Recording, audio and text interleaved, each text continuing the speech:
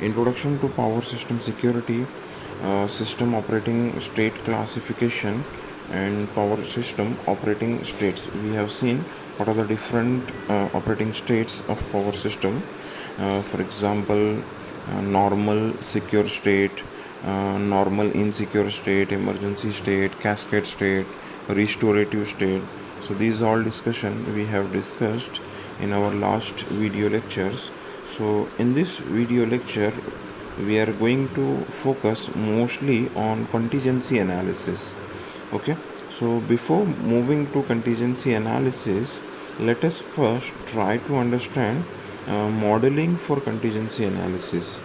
Means in whatever power system we are going to perform contingency analysis, first we should model that power system.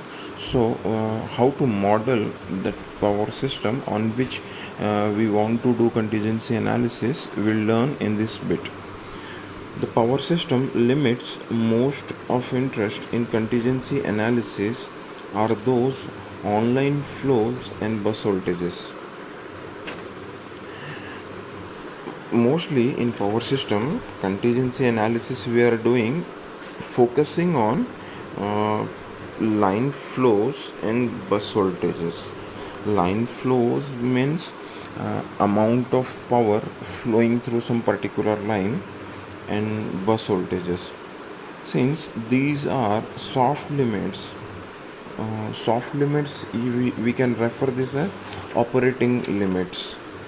Limited accuracy model and solutions are justified. See, in previous bit, that is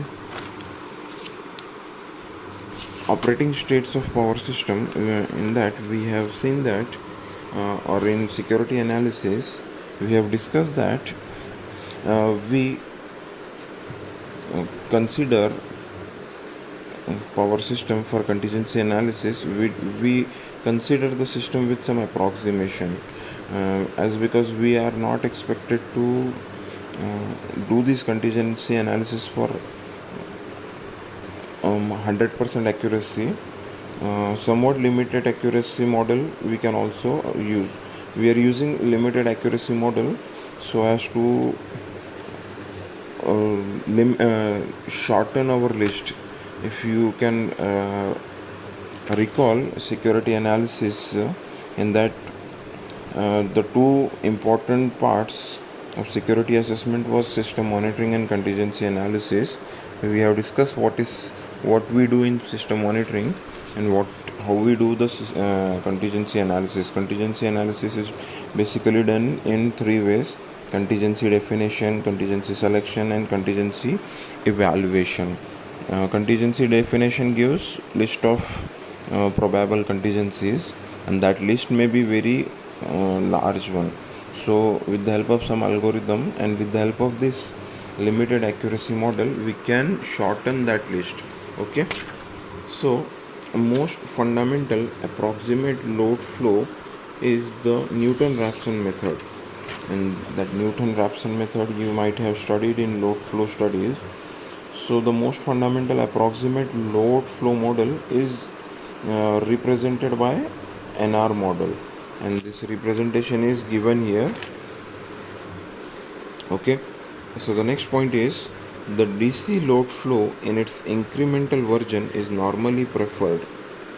If you are going for a DC system, so the DC load flow in its incremental version is normally preferred. Okay, see, if you take a normal power system and if you go for doing contingency analysis, it will be very difficult for you, because contingency analysis basically we do in three steps. First we define the contingencies, and accordingly we get the list of contingencies, probable contingencies. Therefore it is very difficult if we go on evaluating those complete list, because that list will be a very big one. So what we are supposed to do, we have to, with the help of some algorithm or with the help of some approximation, we have to shorten that list. Okay, that is why our power system we are modeling in we are modeling it with some approximation, and therefore the most fundamental approximate load flow model is represented by NR, that is Newton-Raphson model. You can either use this Newton-Raphson model for contingency analysis. The DC load flow in its incremental version is normally preferred, and it is given by this equation. Okay, now if you see this equation for DC load flow, this model assumes voltages to remain constant after contingencies. However, it is not true for weak system. See, this model assumes that voltage to remain constant after contingencies. However, this is not true for weak system. If your system is a weak one, there is a possibility that bus voltage may not remain constant after contingency. Okay, and again, the next point is the utility has to pre-specify whether it want to monitor post contingency steady state condition and immediately after outage, that is system inertial response, or after automatic control, that is governor control, or automatic generation control is there, or economic dispatch have responded. See, utility has to pre-specify whether it want to monitor post contingency steady state condition immediately after outage. Suppose one generator failed, and utility at that time has to specify whether it want to monitor the condition just after failure of generator or after automatic control. If suppose one generator failed, what will happen? The load on that generator will now get shifted to remaining generators. So this is automatic control. This automatic control we can achieve with the help of this AGC or economic dispatch. Okay, so utility has to pre-specify whether which event it want to monitor. Okay, depending on decision, different participation factors are used to allocate megawatt generation among remaining unit. Okay, so depending on this decision, whether utility want to monitor which event, different participation factors are used to allocate megawatt generation among the remaining units. The reactive problem tends to be more non-linear, and voltages are also influenced by active power flow. Therefore, the fast decoupled load flow is normally the best for this purpose.